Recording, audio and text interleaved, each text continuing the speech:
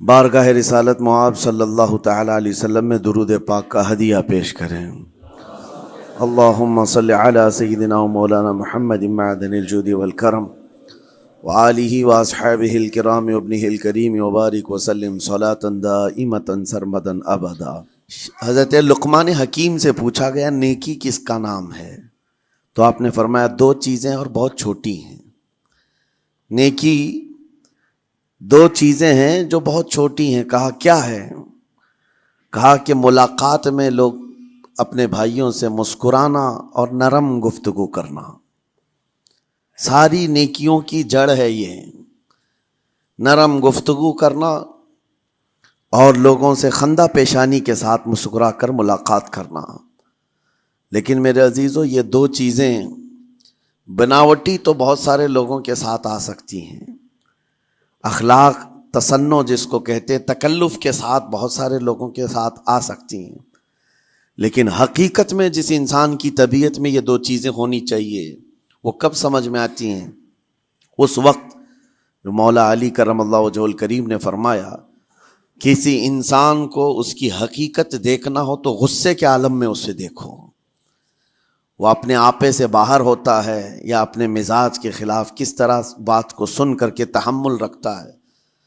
سب سے بڑا پہلوان وہ ہے جس نے اپنے غصے کو کنٹرول کیا اور اپنی زبان پر قابو پا لیا، ورنہ یہ وہ لمحہ ہے جب انسان پھٹ پڑتا ہے، جو دل کے اندر ہے سب کہہ جاتا ہے۔ آپ کو میں بتاؤں، نبی کریم صلی اللہ تعالیٰ علیہ وسلم کے عظیم اخلاق کریمہ، بخاری شریف کی حدیث ہے، حضور مسجد نبوی میں تشریف فرما ہے۔ اس وقت مسجد نبوی، آج ہو سکتا ہے آپ کے ذہن میں جو امیج ہے مسجد نبوی کی، بہت بڑی عالی شان مسجد، لیکن وہ زمانہ نبوی میں اس طرح کی نہیں ہے۔ کچی دیواریں تھی، اوپر چھپر کے چھت پڑے ہوئے تھے اور مٹی کی زمین تھی۔ یہ مسجد نبوی کی شکل اس زمانے میں حضور اکرم صلی اللہ تعالیٰ علیہ وسلم اپنے صحابہ کے ساتھ بیٹھے ہیں۔ ایک دیہات کا رہنے والا شخص آیا۔ ایک بات یاد رکھیں کہ دیہات میں، گاؤں میں رہنے والوں کے اخلاق اور تمیز میں بڑا فرق ہوتا ہے، ان کے ہاں آداب کی کمی ہوتی ہے۔ وہ شخص آیا اور مسجد نبوی میں آ کر حضور صلی اللہ علیہ وسلم سے کچھ بات چیت کیا اور تھوڑی دیر کے بعد مسجد میں ہی کھڑے ہو کر پیشاب کرنا شروع کیا۔ بخاری شریف میں یہ حدیث موجود ہے۔ جب مسجد نبوی میں کھڑے ہو کر پیشاب کرے تو صحابہ اکرام سب دیکھ کر کے دوڑانے لگ گئے، خذوہ خذوہ، پکڑو اس کو، پکڑو اس کو، اور صحابہ دوڑاتے تھے، وہ پیشاب کرتے ہوئے بھاگتا تھا پوری مسجد میں۔ نبی پاک صلی اللہ تعالی علیہ وسلم نے فرمایا دعوہ، چھوڑ دو اس کو، کر لینے دو، پیشاب کر رہا ہے مسجد میں، چھوڑ دو اس کو۔ جب وہ صحابہ اکرام حضور کا حکم سنتے ہیں سب پیچھے ہٹ گئے۔ تھوڑی دیر کے بعد نبی کریم صلی اللہ تعالیٰ علیہ وسلم نے صحابہ سے فرمایا پانی کے ڈول بھر کر کے لائے جائیں۔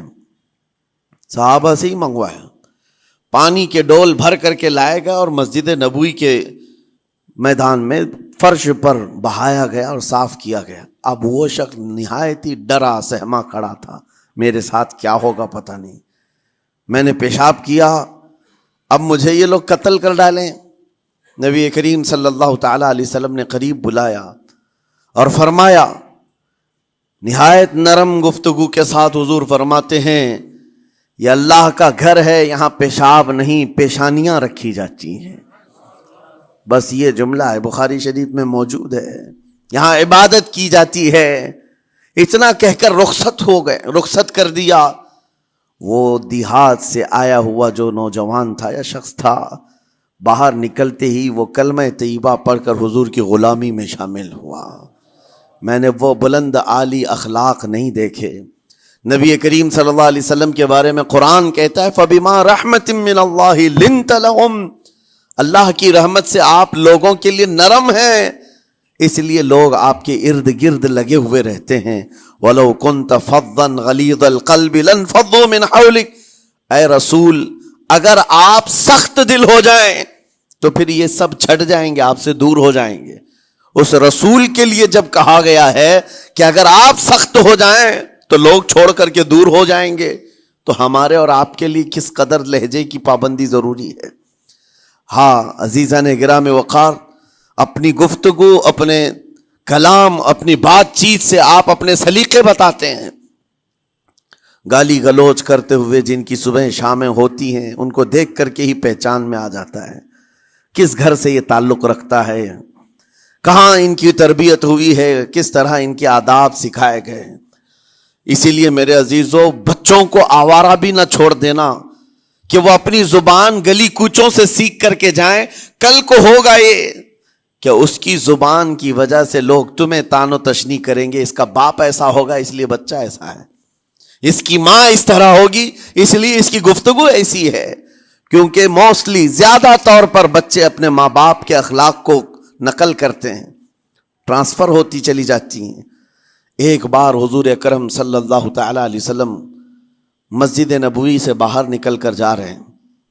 توجہ میرے عزیزو، اخلاق کہاں دکھانے چاہیے اور ہماری بات چیت کے انداز ہمیں کہاں ہونا چاہیے، میں آپ کو بتاؤں۔ حضور تشریف لے کر جا رہے ہیں، صحابہ اکرام کھڑے تھے حضور کے اطراف۔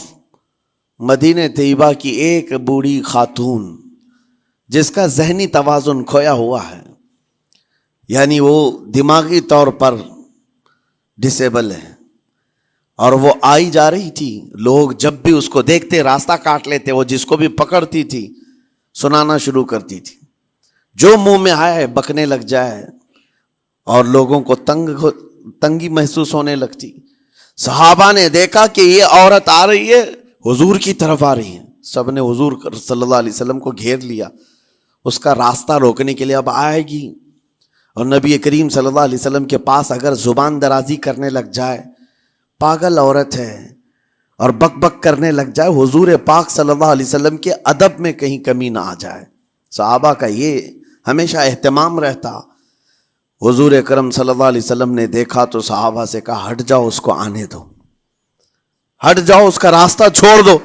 صحابہ نے کہا، یا رسول اللہ صلی اللہ علیہ وسلم، اس کا ذہنی توازن ٹھیک نہیں ہے، دماغی طور پر وہ عورت ٹھیک نہیں ہے، وہ آئے گی اور لمبی باتیں کرتی ہے، لا یعنی باتیں کرتی ہے، کہیں آپ کی شان پاک میں کوئی گستاخی نہ ہو جائے۔ صحابہ روک رہے تھے، حضور پاک صلی اللہ علیہ وسلم نے سختی سے فرمایا، ارشاد فرمایا، ہٹ جاؤ، اس کا راستہ چھوڑ دو، مجھے پتا ہے پورے مدینے میں اس کی کوئی نہیں سنتا، میں بھی نہ سنوں تو کس کو سنائے گی، اگر میں بھی نہ سنوں تو وہ کس کو سنائے گی۔ یہ میرے مصطفیٰ کریم صلی اللہ تعالی علیہ وسلم کے دربار عالی جاہ کی وہ بلند اخلاق کریمانہ کی ایک مثال ہے، جس کو خود میرے آقا نے فرمایا، بعثت لأتمم مکارم الاخلاق۔ عزیزان گرامی وقار، لوگوں کے آج حالات ایسے ہیں کہ اچھے لوگوں کے ساتھ اخلاق الگ دکھائے جاتے ہیں، چھوٹے لوگوں کے ساتھ اخلاق الگ دکھائے جاتے ہیں۔ سٹیٹس کا آدمی ہو تو اس کے ساتھ ملنے کے طریقے الگ ہیں، اور غریب کوئی آ جائے، فقیر کوئی آ جائے تو اس سے ملنے کا انداز الگ ہو جائے۔ یہ نہ ہو، یہ ہم سب کے لیے نصیحت ہے۔ اسی ممبئی کی سرزمین پر میں آپ کو بتاؤں، ایک ماہم شریف میں بزرگ حاجی صاحب ہوا کرتے تھے، آج سے تقریباً 10-12 سال پہلے کی۔ وہ کئی لوگوں سے ایک سوال کرتے تھے پکڑ پکڑ کر کے کہ میرا ایک سوال ہے، آپ جواب دیں گے، میرا ایک سوال ہے۔ کئی علماء سے انہوں نے پوچھا، مجھ سے بھی انہوں نے، جب میں نیا تھا مصر سے پڑھ کر کے آیا تھا، میرے پاس آ کر کہا، کافی سالوں سے میرے ذہن میں ایک سوال ہوتا ہے، میں آپ سے بھی پوچھنا چاہتا ہوں۔ کہا بتائیے کیا ہے؟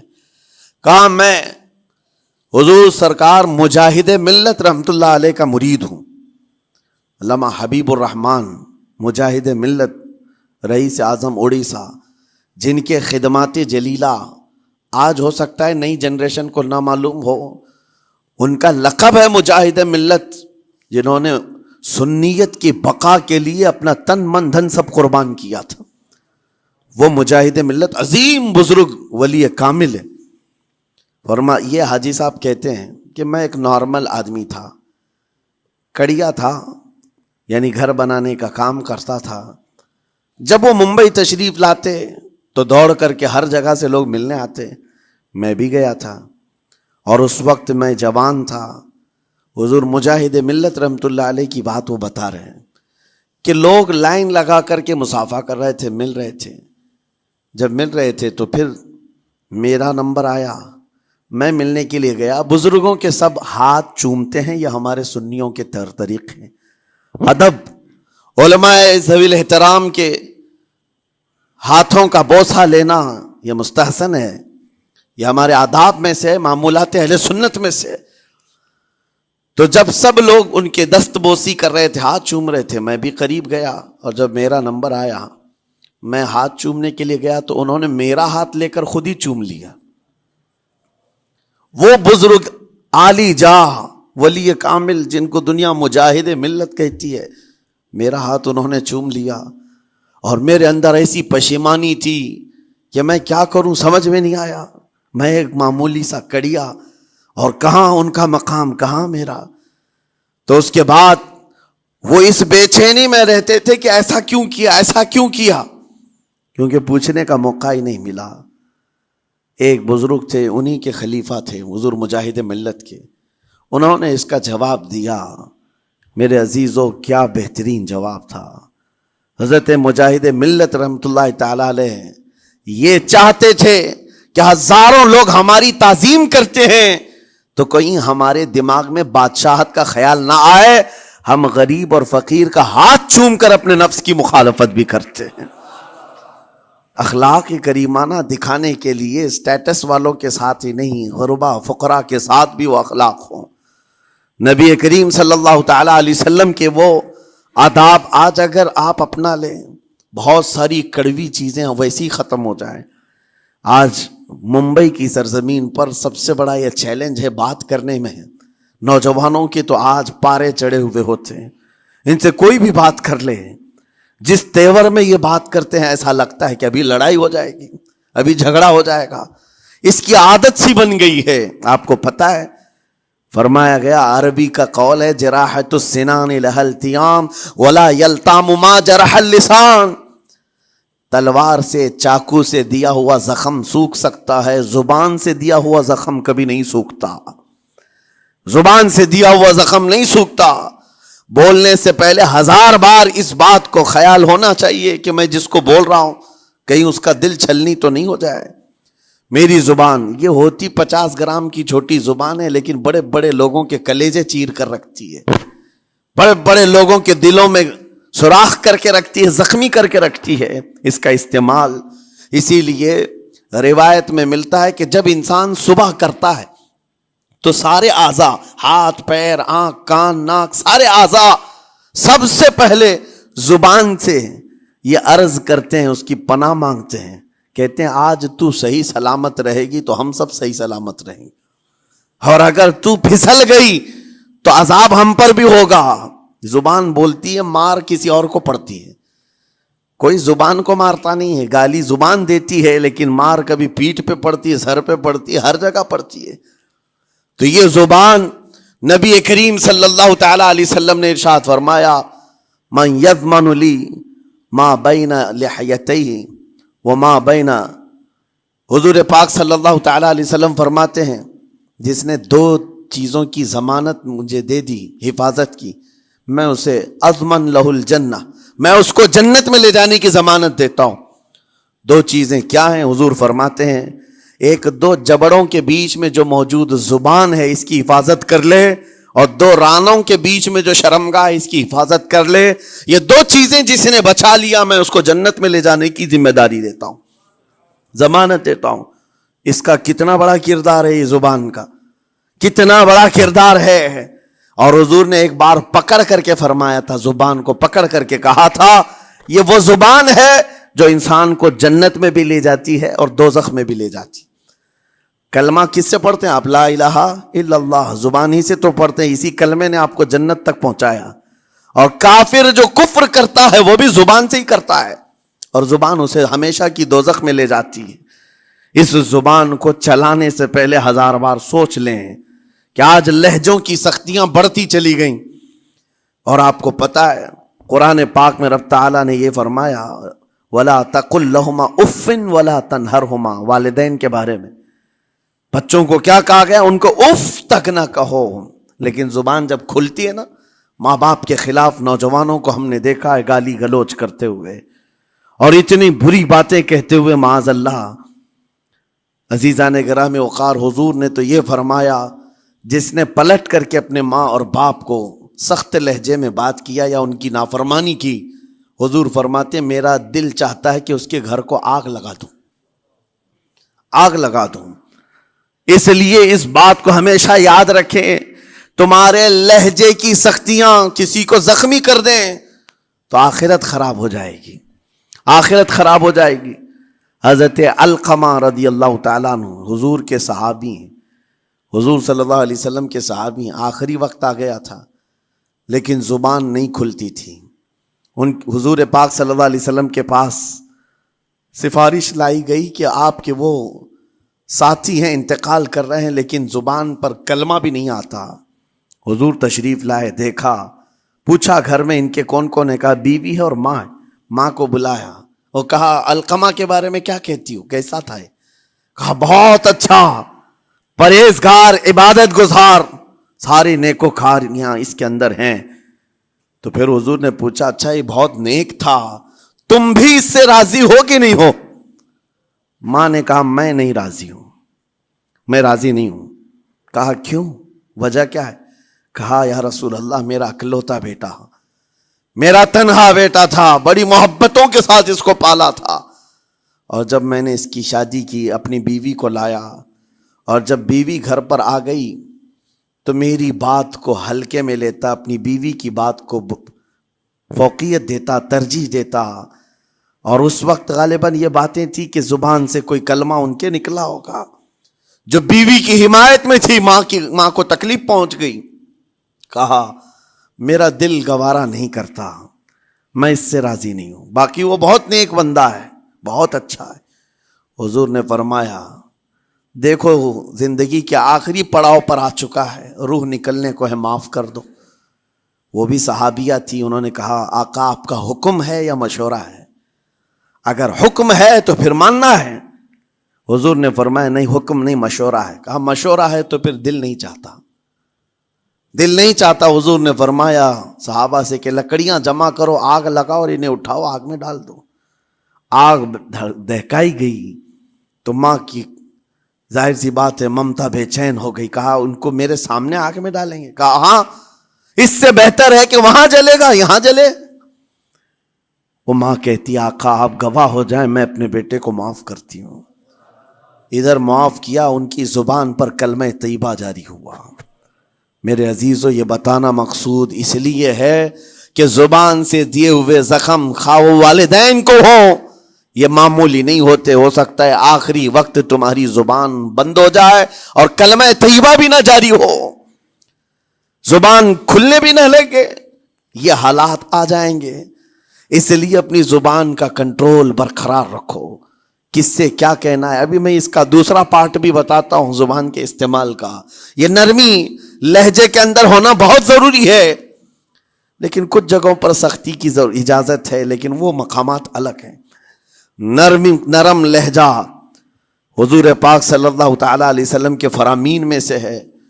ایک بات بڑی بغداد مقدسہ میں نے ایک ولی پاک کی زیارت کی، ان کے آستانے پر بھی میں نے ابھی بیان کیا تھا۔ حضرت بہلول دانا مجذوب بزرگ تھے اور بغداد کی گلیوں میں کہیں پر بھی بیٹھ جاتے تھے، اور جو جانکار تھے وہ سمجھتے تھے اللہ والا بندہ ہے۔ مجذوب کس کو کہتے ہیں؟ جس کی یاد الہی میں عقل فنا ہو گئی، ختم ہو گئی، اللہ کے ذکر میں اور اللہ کی یاد میں اپنے آپ کو فنا کر دیا ہے، اس کے اوپر شریعت کا قلم نہیں۔ ظاہر سی بات ہے شریعت کے سارے احکام اس پر ہیں جس کی عقل سلامت ہے۔ عاقل ہو، بالغ ہو تو نماز فرض ہے نا، عقل ہی نہیں ہے تو وہ مجذوب ان اولیاء کو کہتے ہیں۔ لیکن ان کے بارے میں حدیث میں ہے، اللہ کے نبی نے فرمایا وہ ایسے بندے ہیں کہ اگر اللہ کو قسم دے دیں کسی بات کی، اللہ ان کی قسم پوری کرتا ہے۔ وہ بہلول دانا بیٹھے ہوئے تھے، بغداد کا ایک مشہور تاجر تھا، لیکن خستہ حال تھا، بہت نقصان اٹھا چکا تھا، خسارے میں چل رہا تھا، بزنس پورا لاس میں، اور وہ پریشان حال بہلول دانا کے پاس آیا، گڑ گڑایا، کہا کہ حضور مجھے بچا لیں، رحم کر لیں، میں تاجر ہوں، لٹ گیا ہوں، لاس میں ہوں، کچھ آپ فرما دیں، میں کیسے اس بھنور سے نکلوں۔ بہلول دانا نے دیکھا، کہا ٹھیک ہے کچھ پیسے بچے ہیں؟ کہا ہاں ہے، وہ بس اتنا سرمایہ ہے کہ مال لیتا ہوں پھر بیچ دیتا ہوں، نفع نہیں ہوتا۔ بہلول دانا نے کہا ایک کام کر، کالا کپڑا جتنا ملتا ہے سب خرید لے، پورے شہر سے کالا کپڑا جہاں جہاں مل جائے سب لے کر اسٹاک کر لے۔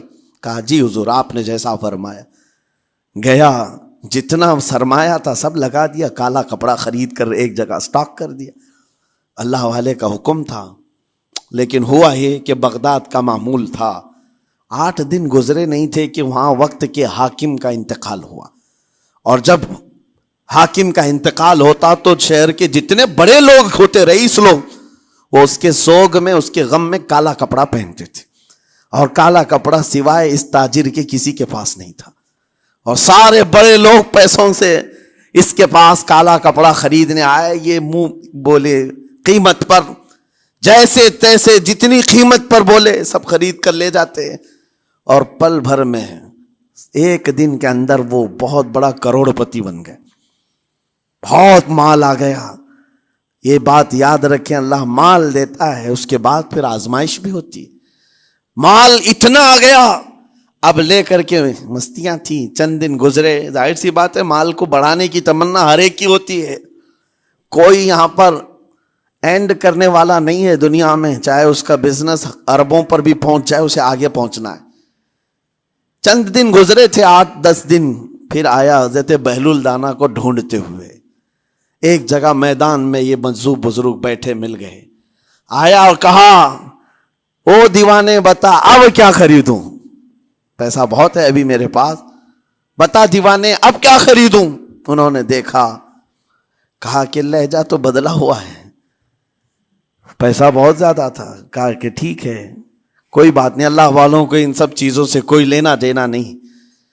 آپ نے کہا مال جتنا ہے تیرے پاس سب لے کر کے خربوز خرید لے، تربوز خرید لے، جس کو کلنگڑ کہتے ہیں، تربوز پورے خرید لے۔ اس نے کروڑوں کی جائیداد پورے تربوزوں میں لگا تھی، سب تربوز خرید کر سٹاک کر دیا ایک جگہ، اور اس کے گمان میں یہی تھا کہ چند دن گزریں گے، کوئی ایسا ہی حادثہ ہوگا جب تربوز منہ مانگی قیمت پہ لوگ خریدیں گے اور میں بیچوں گا۔ پورا مال تربوز میں لگایا، 2 دن 4 دن 6 دن 8 دن گزرے، کوئی حادثہ نہیں۔ ادھر تو تربوز سڑنے لگ گئے، وہ تو زیادہ دن سٹاک نہیں کیے جا سکتے، سڑن شروع ہو گئی۔ پھر تھوڑے دنوں کے بعد پورے کے پورے سڑ گئے، کروڑوں کا مال تربوز میں سڑ کے چلا گیا۔ وہ کچھ بھی نہیں سکا، کچھ نہیں کر سکا، واپس چیختا چلاتا اسی حالت میں آیا، پہلے سے بھی زیادہ بدتر حالت میں آ گیا ہوں۔ دوڑتے ہوئے آیا، حضرت بہلول دانا کو ڈھونڈتے ہوئے، کہاں ہیں؟ وہ اسی جگہ بیٹھے ہوئے مٹی میں بیٹھے رہتے تھے۔ قریب آیا اور کہنے لگا کہ آپ نے میرے ساتھ ایسا کیوں کیا بہلول؟ بہلول دانا نے کہا کیا ہوا؟ کہا میں تو لٹ گیا، تربوز میں پیسے لگائے آپ کی وجہ سے اور پورے سڑ گئے۔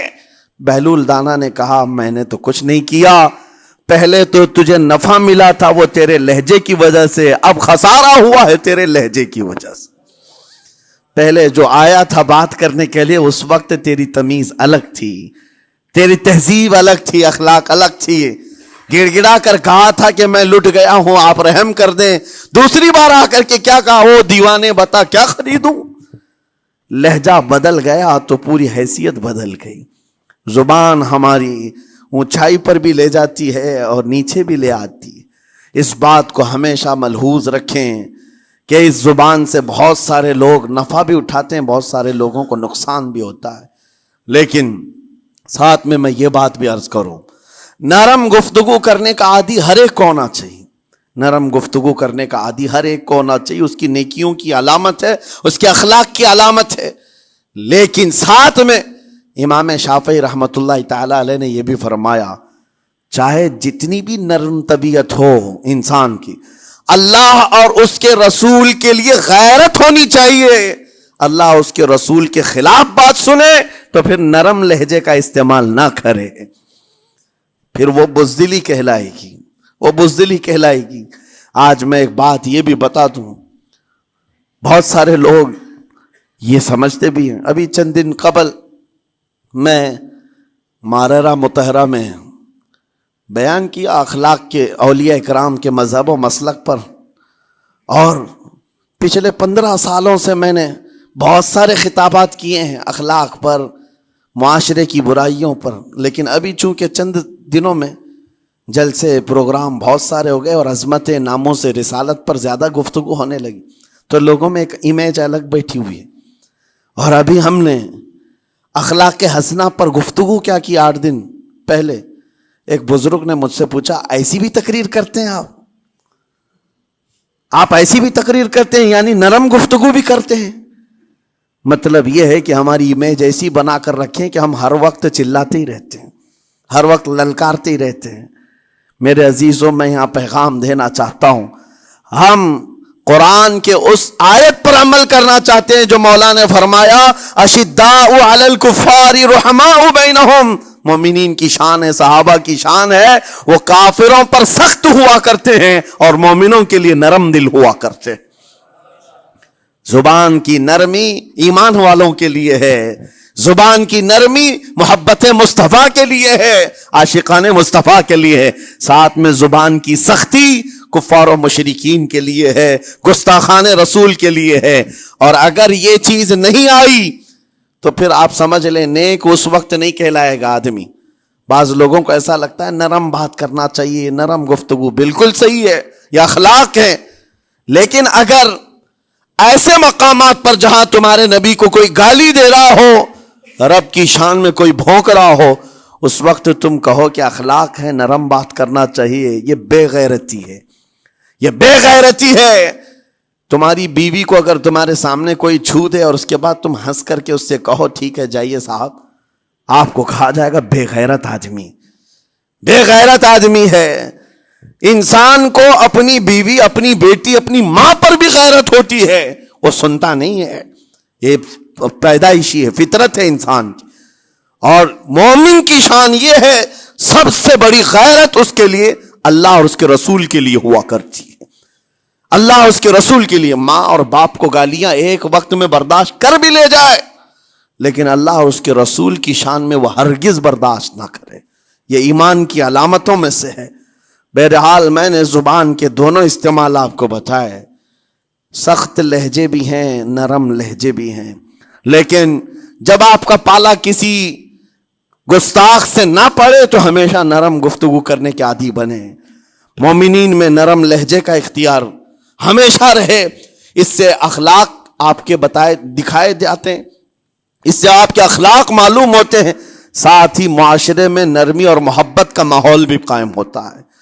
ڈانٹنے کے طریقے بھی میں آپ کو بتاؤں، میرے والد اگرامی فرمایا کرتے تھے، حضور حافظ ملت رحمت اللہ علیہ جو الجامعۃ الاشرفیہ مبارک پور کے بانی ہیں اور بڑے محدث جنہوں نے ایک نہیں ہزاروں عالم پیدا کیے، اس ہندوستان کی بات کر رہا ہوں، حافظ ملت رحمت اللہ علیہ پوری بخاری شریف پڑھاتے تھے، تقریباً 40 سال تک انہوں نے پڑھایا بخاری شریف۔ میرے والد ان کے شاگرد ہیں، فرماتے ہیں جب وہ بہت زیادہ ناراض ہو جاتے کسی سے، ڈانٹنا ہوتا، ہر استاد بچے کو ڈانٹتا ہے، کبھی کچھ بچہ نافرمانی کر جائے یا مزاج کے خلاف بات کرے تو استاد ڈانٹتا ہے، تو حافظ ملت رحمت اللہ علیہ اگر کسی شاگرد کو ڈانٹتے بھی غصے میں تو کہتے ہیں اے جنتی کیا کر رہا ہے، کہتے ہیں اگر یہ جملہ قبول بھی ہو جائے تو بچہ جنتی ہو جائے۔ لہجے کی یہ استعمالات اولیاء سے سیکھو میرے عزیزو، غصے پر کنٹرول اس وقت تمہارے اخلاق معلوم ہوتے ہیں جب تمہارا غصہ عروج پر ہوتا ہے، اس وقت تمہاری حقیقت لوگوں کے سامنے آتی ہے۔ وہ اپنے شاگردوں کو ڈانٹتے بھی تو جنتی کہہ کر ڈانٹتے ہیں، یعنی کوئی گالی نہیں ہے، کوئی برے کلمے نہیں ہیں، بلکہ ایسا جملہ ہے کہ اگر قبول بھی ہو گیا استاد کی زبان سے، اس کی تو زندگی وصول ہوگی، اس کا بیڑا پار ہو گیا۔ ہمارے درمیان ماں باپ کو بھی یہ چاہیے کہ بچوں کو کس طرح کے اخلاق آپ دے رہے ہیں۔ گفتگو کرنے کے متعلق قرآن میں اللہ تعالیٰ نے آداب بتائے ہیں، جب آپ گھروں کے اندر موجود ہوں تو بچوں کے سامنے کس طرح کی گفتگو کیا کریں گے، کیسی بات کریں گے؟ شوہر اور بیوی جس طرح کی باتیں کر رہے ہیں بچے کے دماغ میں وہ پورا کا پورا چھپتا ہے، ٹرانسفر ہوتا ہے. اسی لیے کہا گیا ایڈلٹ گفتگو کبھی بھی بچوں کے درمیان نہیں کی جائے گی. جو میچورٹی میں نہیں ہے ان بچوں کے سامنے ماں اور باپ بیٹھ کر کے کلام بھی نہ کریں، بات نہ کریں. معاشرہ تو آج ایسا ہے، سب پوری فیملی لے کر کے بیٹھے ہوئے ہیں، اور حد تو یہ ہے کہ گندی فلمیں سامنے لگی ہوئی رہتی ہیں. وہ کیسے بچا پاؤ گے؟ 4 سال 5 سال کے بچے کے اندر بھی وہ گفتگو، وہ مکالمات، ایک دوسرے سے بات کرنے کی تمیزیں، وہ سب وہاں سے سیکھتا آ رہا ہے. گھروں کے اندر ماحول کو تبدیل کرنے کے لیے آپ کی اپنی زبان پر کنٹرول اور اپنے بچوں کی تربیت اور ان کی زبان پر کنٹرول بہت ضروری ہے. پھر دیکھنا آپ یہ معاشرہ پیدا کر کے کل کو آپ کا بچہ نکلے گا، اس کی تمیز، اس کے اخلاق پر ہر کوئی اش اش کرے گا. چند دنوں کی محنت ہے آپ کی، لیکن بچے جب سلیقے کے ساتھ گفتگو کریں تو لوگوں کا دل جیت لیا کرتے ہیں. بات کرنے کے آداب ایسے ہیں کہ لوگ دل جیت لیا کرتے ہیں. یہ میرے استاد گرامی مصر کے رہنے والے تھے. جب خطابت ہمیں سکھا رہے تھے گفتگو کرنے کے آداب، تقریر کرنے کے آداب، تو ایک امام غزالی کا قول تھا کلم الناس علی قدر عقولہم، لوگوں سے ان کی عقل کے مطابق بات کرو. اس پر وہ سمجھاتے ہوئے ہمیں ٹریننگ دیتے تھے اور کہتے تھے کہ تمہارے پاس آنے والے کئی طرح کے لوگ ہوں گے. اگر تم امام ہو، اگر داعی ہو، خطیب ہو، مقرر ہو، کوئی غریب گھر سے، کوئی بڑے امیر گھر سے، کوئی پڑھا لکھا آئے گا، کوئی جاہل ہوگا، کوئی بدتمیز بھی ہوگا، کوئی نیکوکار، کوئی گنہگار، سب طرح کے مکس مجموعہ تمہارے پاس ہوگا. ان سے خطاب کرنا، ان سے بات کرنا، کس انداز سے بات کرو گے، کیسے ان سے کلام کرو گے. میرے عزیزو، یہ ہمارا اپنا ہنر نہیں ہے. ہم جو آپ کے سامنے گفتگو کر رہے ہیں یہ ہمارا فن نہیں ہے، یہ اپنا پیدا کیا وہ ہنر نہیں ہے. ہمیں سکھایا گیا تھا صرف اور صرف آپ کو اس مجمع سے اور یہ آئے ہوئے جمع غفیر سے بات کرنے کے لیے ایک ہی اسلوب اپنانا ہے. دیکھنا ہے کہ رسول اللہ کیسے بات کیا کرتے تھے. میرے آقا صلی اللہ تعالی علیہ وسلم کا اسلوب اپناؤ.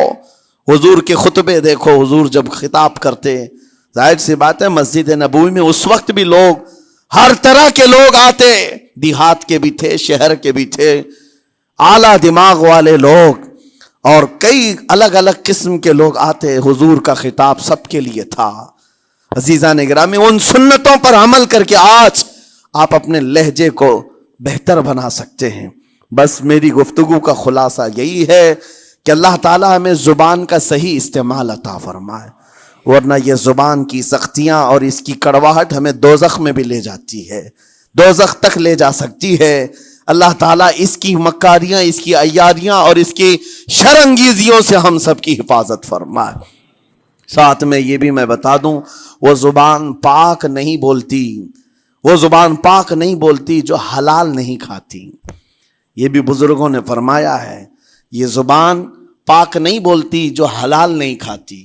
اسی سے ہر کچھ گزرتا ہے، اندر پیٹ میں جاتا ہے. حلال لقمے اس سے گزارو تو زبان پاک بولے، اللہ کا ذکر کرے اور تمہیں زبان میں وہ لذت آنے لگ جائے. لیکن اس سے حرام لقمے گزارتے رہو گے، اس کے لہجے کی سختیاں بھی آ جائیں گی، اس کے اندر کڑواہٹ بھی آ جائے گی، گالی گلوچ، یہ سارے استعمالات یہ زبان کرنے لگ جائے گی. کیوں؟ اس سے حرام لقمے جو گزارے جا رہے ہیں. اس چیز کا بھی خیال ضروری ہے. زبان کو جس طرح کا پیٹرول دو گے ویسی چلے گی یہ گاڑی. جس طرح کا ڈیزل اس کے اندر ڈالتے ہو، حرام یا حلال، یہ بہت معنی رکھتا ہے. اور ایک بات یہ بھی سن کر کے چلے ہیں کہ حضرت سلیمان علیہ السلام کے زمانے میں ایک مناظرہ ہوا تھا علماء کا. بعض لوگوں نے کہا کہ انسان کی ایک جماعت تھی، انسان کی زبان افضل ہے، منہ افضل ہے، اس لیے کہ وہ اللہ کا ذکر کرتی ہے. بعض نے کہا کہ نہیں، انسان کے پیچھے کا مقام اچھا ہے، اس سے بہتر ہے. یہ دونوں کی تکرار میں حضرت سلیمان علیہ السلام کے پاس بات آئی، آپ بتائیں. تو ان سے پوچھا تم اتنی بڑی بات کیوں کہہ رہے ہو؟ اس کے پیچھے کا مقام اچھا ہے. کہا کہ اس لیے کہ وہ صرف نجاست نکالتا ہے، وہ صرف نجاست نکالتا ہے. وہ مقام غلاظت باہر کرتا ہے، غلاظت اندر لیتا نہیں. زبان غلاظت اندر بھی لیتی ہے، حرام کھاتی بھی ہے، لوگوں کو زخمی بھی کرتی ہے. ان علماء کی دلیل تھی. تب آپ نے فرمایا بات ٹھیک ہے، جس انسان کا زبان پر کنٹرول نہیں، حرام کھاتا ہو اور بد کلامی کرتا ہو، گالی گلوچ ساری چیزیں کرتا ہو، آپ نے فرمایا اس سے بہتر اس کا پیچھے کا مقام ہے. اور جو انسان کنٹرول رکھتا ہے، حلال کھاتا ہے اور لہجے کی نرمی رکھتا ہے، ظاہر سی بات ہے اس کا منہ ہی افضل ہے، اس کی زبان افضل ہے. اب یہ تو فیصلہ سب کا ہے، کس کو کیا چیز اختیار کرنی ہے. عزیزان گرامی اوقات، یہ بہت بڑی بات ہے جو میں آپ کے سامنے کہہ رہا ہوں. زبان کو اگر کسی دوسری جگہ سے کمپیئر کیا جائے تو لگتا ہوگا نرم، یہ بالکل اچنبے والی بات ہے، عجوبے والی بات ہے، یہ کون سا کمپیریزن ہے. وجہ یہی ہے بعض لوگوں کو ہم نے اتنا گندا بولتے ہوئے دیکھا ہے. اس سے بہتر ہے کہ وہ نہ بولیں. لوگوں کو زخمی کرتے ہیں، کسی کے مقدسات پر حملے کرتے ہیں. اللہ تعالیٰ ان کے زبان کی شرارتوں سے ہماری حفاظت فرمائے. اور کریم خدا ارحم الراحمین مولا اس چیز سے بھی ہمیں حفاظت فرمائے. قیامت کے دن کچھ لوگ صرف اس لیے پکڑے جائیں گے کہ وہ کچھ نہیں بولتے تھے، لیکن وہ جن کے ساتھ رہتے تھے وہ بولتے تھے، وہ لوگ بولتے تھے، اور ان کی وجہ سے یہ خاموش رہنے والا جو ساتھ میں تھا اسے بھی جہنم میں لے جایا جائے گا. اور وہ اس دن کہے گا پکار کر، یا ویلتا لیتنی لم اتخذ فلانا خلیلا، اے کاش میں فلاں کی دوستی نہیں کیا ہوتا تو اچھا ہوتا، آج میں بچ گیا ہوتا. اپنے ماحول کو بچاؤ، جہاں زبان کی خرابی دیکھو اپنے آپ کو بھی بچاؤ اور اس ماحول سے بھی اپنے کو دور رکھو. اللہ کی بارگاہ میں دعا ہے مولا تعالیٰ اس زبان کو خالص اپنے ذکر میں لگائے اور اپنے حبیب پاک کے ذکر میں لگائے. مولا تعالیٰ ہم کو زبان کی بد کلامیوں سے محفوظ و مامون فرمائے. وآخر دعوانا ان الحمد للہ رب العالمین. السلام علیکم.